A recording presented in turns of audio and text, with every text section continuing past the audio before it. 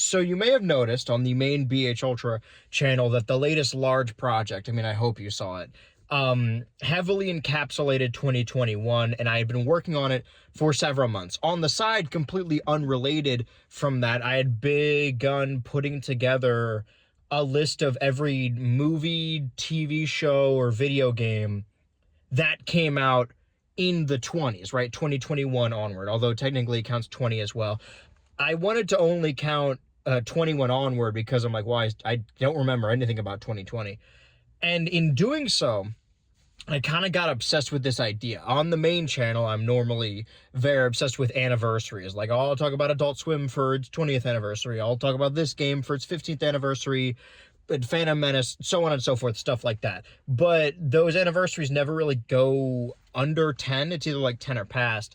And it's worth looking into because 5 years ago was 2021, if you can believe it. And although 5 years doesn't feel like a long time, nor does a year from the 20s feel like a long time, I was an entirely different person back then. And I have this list of movies.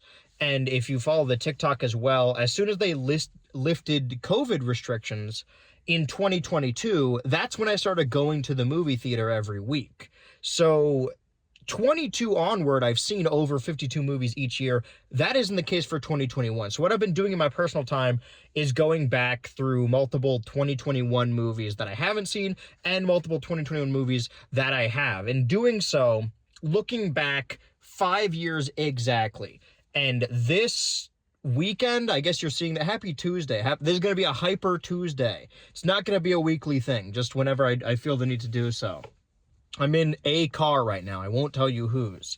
So 5 years ago, not to the day, but this is when I watched Zack Snyder's Justice League, or Justice League, the Snyder Cut. If you don't know, then the plan was, after the popularity of the MCU, Marvel Cinematic Universe, the Marvel movies, DC wanted something like that, but they wanted their own spin on it because the trend of the 2000s was grittier, edgier, I won't say more adult, but slightly more adult, cape flicks, because prior to that, everything was very goofy, wacky, and campy, and they didn't want to replicate that because people didn't look fondly upon that.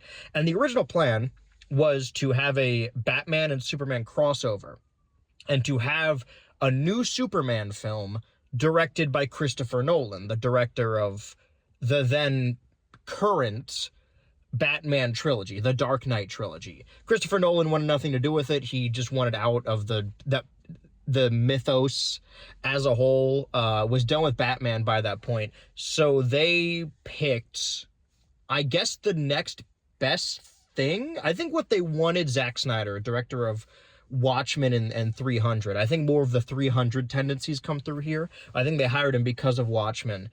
Hired him initially to be like soft Christopher Nolan and direct Man of Steel. And I saw Man of Steel in theaters when I was a kid, and I liked it because I just like seeing movies. This is why it's fun to revisit movies 5 years later, because I probably have a much favorable opinion 5 years ago, just because I enjoy going to the theater. Granted, this was a streaming movie, and let me tell you, I have a much worse, what's the opposite of favorable? Just a worse opinion of this movie, because getting into the background, like really quickly, Zack Snyder made a bunch of terrible DC films. Then there was a Death in the Family, and he had to step back, and then DC behind his back brought Joss Whedon in, and Joss Whedon had directed Avengers 1 and 2, those two Avengers films, also of Buffy fame, and touching up scripts everywhere else, I'm not gonna make that joke, and he injected some of that, like, goofier, silly, the fun MCU stuff, and DC had been trying to replicate it.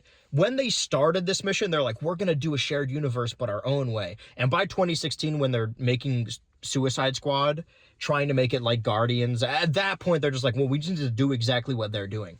So Joss Whedon was brought in, and that movie was terrible, and everyone hated it. And the consensus was, well, I mean, like, the worst parts of this Justice League, of Joss Whedon's Justice League, is that it's trying to be silly, and it's just not fun or funny. It's really awkward and not in a cute way.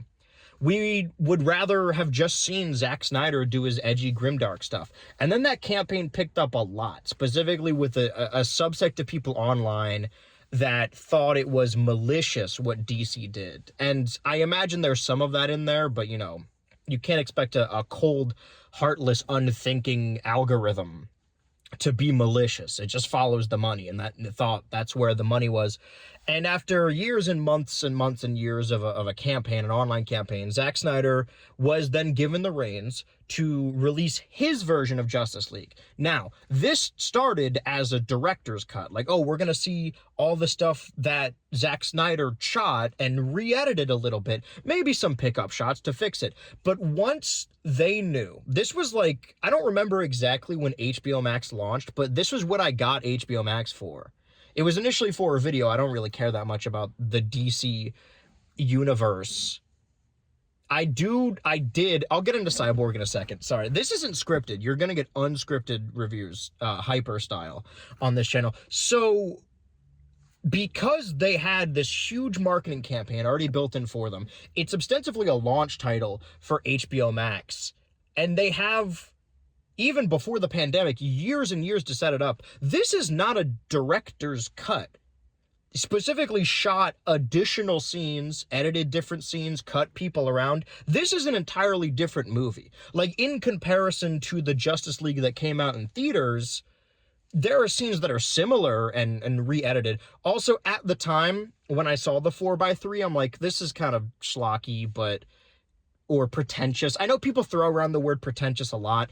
I think pretension begets gatekeeping. Like, you're not pretentious for liking foreign films, French films, or something, whatever. What people view as like hoity-toity or snotty. I think this movie is that. When you hear people on TikTok being like, "Oh, you guys hate Ant-Man 3 because you're sipping your wine and you're watching your black and white squared 4-hour," that's what this movie is. The only like art film they've ever seen is Zack Snyder's The Justice League. Of course they hate it. I fucking hate it.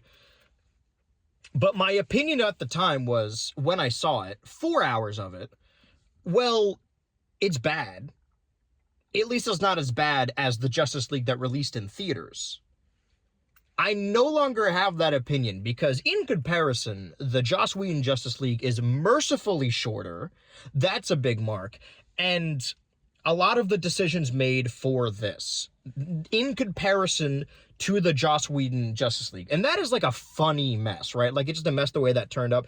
Everything in the Snyder Cut is intentional, and then it's not funny, because then it's not like, let's make a documentary about this movie, about how it all fell apart, a Francis Ford Coppola-esque documentary. This was his intent, his artistic intent. Everyone got what they wanted, and he made the movie, and it's still bad. But it's funny at the time, like I said, the aspect ratio, I was like, okay, this is a bad movie, but that's clearly an artistic decision to make it look like a comic book panel.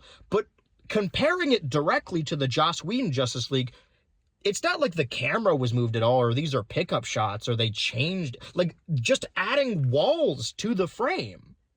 It's just zooming in, as if the inverse, you're watching an old sitcom on Netflix and they want it to fit their widescreen on your Roku television, so they push it all the way, and it's the opposite. They just put walls there. And that's not even to mention, like, again, I liked it more in 2021, maybe because it was for a video, maybe because I made people watch it with me, maybe it was because the first thing I watched with my roommates upon moving to California, but it's the opposite problem where, like I said, this prototypical, this straw man TikTok character I'm building up that like hates artsy film because they don't actually know what artsy film is, and they assume that all art films are boring because they've only seen Zack Snyder's Justice League, and it is boring. I think that, hello? My battery just died? Well, we're probably...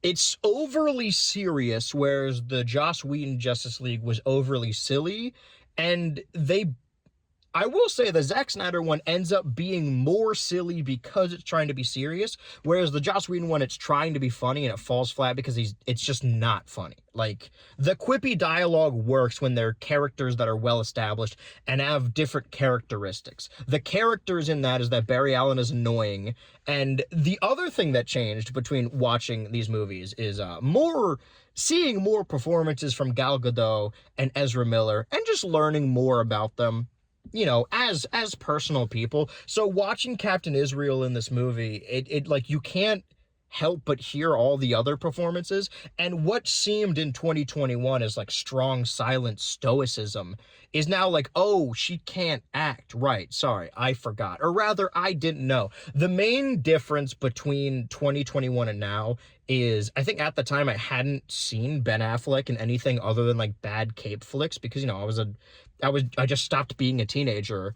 All the movies I watched were, mostly MCU movies. That is a teenager's personality. At least I didn't get into like Wolf of Wall Street and American Psycho. No, I just got into Black Swan.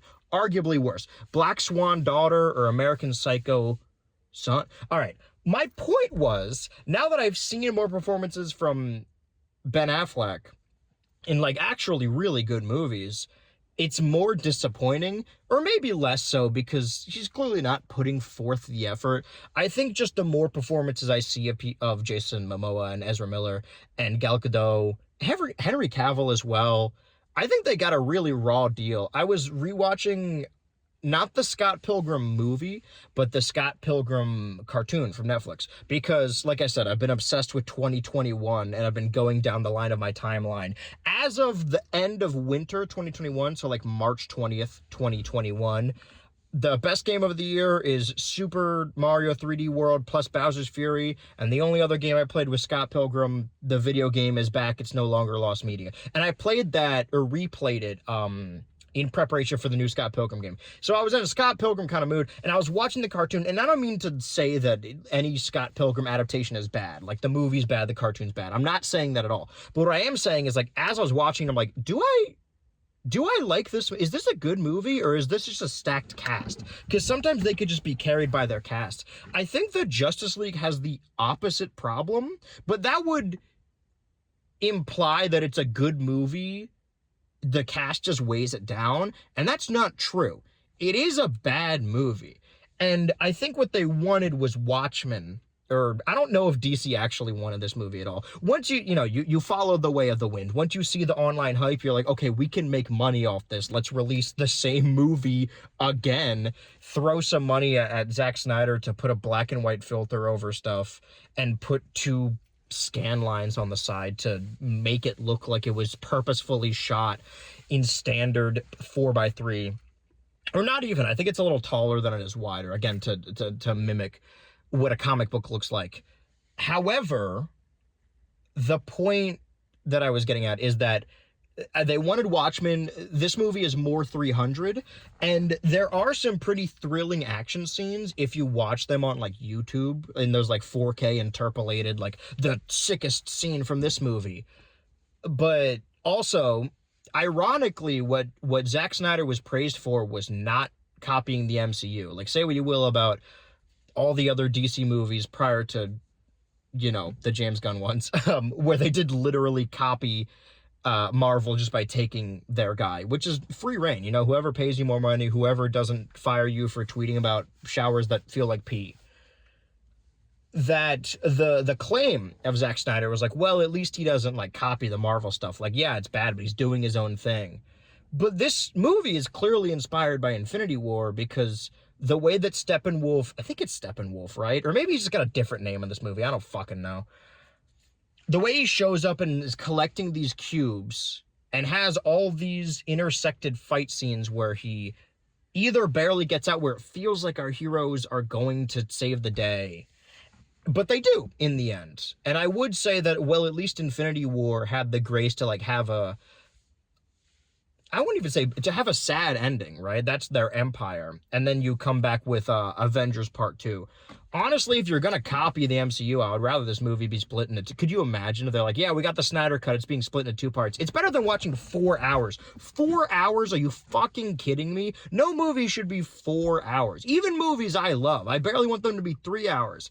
I, earlier this year, saw the re-release of Fellowship of the Ring. It was a 4-hour cut, and 20 minutes of it in the opening was Peter Jackson. You know, normally when you go to the theater, like Tom Cruise is sitting there, he's like, thanks for seeing this movie in theaters, and he's talking to a camera, he's clearly on a set. The forward for that movie was Peter Jackson, like, holding his phone. He would, like, I was trying to do a visual gag, but I hit the stop recording button.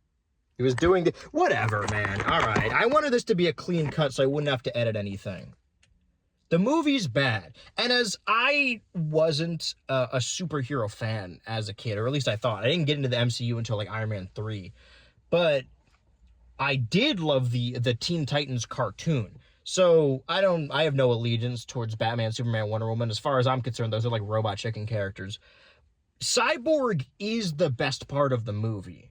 Other than saying, fuck the world, you know, more needlessly edgy stuff. What I was saying about Zack Snyder is, you know, Steppenwolf is Thanos in this movie. There are good action scenes in a bubble, but when they're all happening back to back and it's 4 hours, I understand it's an action movie, but it's structured like several 300s back to back. It's a 3000. I hate you 3000. And everyone is doing such a bad job. I think that time has just changed, and you get some distance, and at the time, I was like, well, it's better than Joss Whedon. Also, I bought the first month of HBO Max to watch the Snyder Cut when it came out for a YouTube video, and then I just, still to this day, never unsubscribed. So happy 5 years for HBO Max. I want this to be a regular thing where what I've been doing, like I said, is every weekend watching a movie from 2021, and I have a schedule set up where it's like, oh, this is the weekend I watch this movie, I want to go back to it. There are 2 other movies I had listed earlier in my consumption list before the Snyder Cut, other than shows like WandaVision, Falcon and the Winter Soldier, Close Enough Season 2, Kid Cosmic Season 1. Maybe I'll talk about them in the car, who knows, hyper style. There were 2 that was We're All Going to the World's Fair, which is Jane Schoenbrun's first film before I saw the TV Glow, and SpongeBob SquarePants Sponge on the Run, I think it's the one that's a backdoor pilot for Camp Coral that has the in remembrance of Steven Hillenburg at the end, and that one internet reviewer was like, no, you don't get to do that. What's that guy up to? Anyway, but those movies technically first came out in 2020. So what I don't like, this has become an unrelated rant, what I don't like about Letterboxd is they will list because I care about ranking movies in individual years, that they will list the date of a movie when like it first came out, and came out applies to whenever. So We're All Going to the World's Fair premiered at a film festival in 2020. And then a film festival in 2021, and then was later released in theaters in 2022. So it coming out in January 21 I couldn't have seen it in January 21.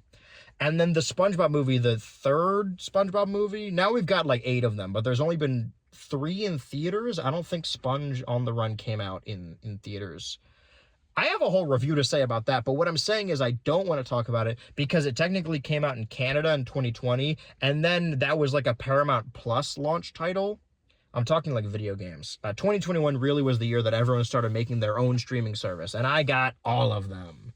So I'm skipping Sponge on the Run, and We're All Going to the World's Fair, starting with Zack Snyder's Justice League, or quote, Justice League The Snyder Cut. He directed a movie since then, right? It was another Netflix one or a different Netflix one, and people didn't like it. I think that in an effort of fairness or an argument, you know, people get riled up, and I understand it. You know, the world is unfair. So when you see someone getting screwed over, someone that potentially you're a fan of, you want to see justice, recompense even. And the idea that this movie couldn't, like, it didn't matter. The movie was bad and it didn't change anything. People who wanted to see Zack Snyder's vision of the Justice League saw it. That's what this is. It's a bad movie. I don't think he's made a movie that I like. I think that's my cue to chop this up. Well, happy Hyper Tuesday. I said in the Beanbag Memoriam, rest in peace, that I would be using Hyper more, hopefully, in theory, in stuff like this. And I think this is the best way to go about it, just unscripted rants, even if it's not about a movie. If I got shit to say about a TV show, Teen Titans Go Season 7, oh my God, you know, stuff like that. What kind of voice was that? I feel like my roommate is probably wondering why I'm sitting in my car. This is actually, you know what they talk about The Simpsons? It's like predictive programming, where it's getting you accustomed to an idea as a joke before it happens for real. I'm getting you guys accustomed to the moment I go homeless and start living in my car, and then I'll record all my videos like this.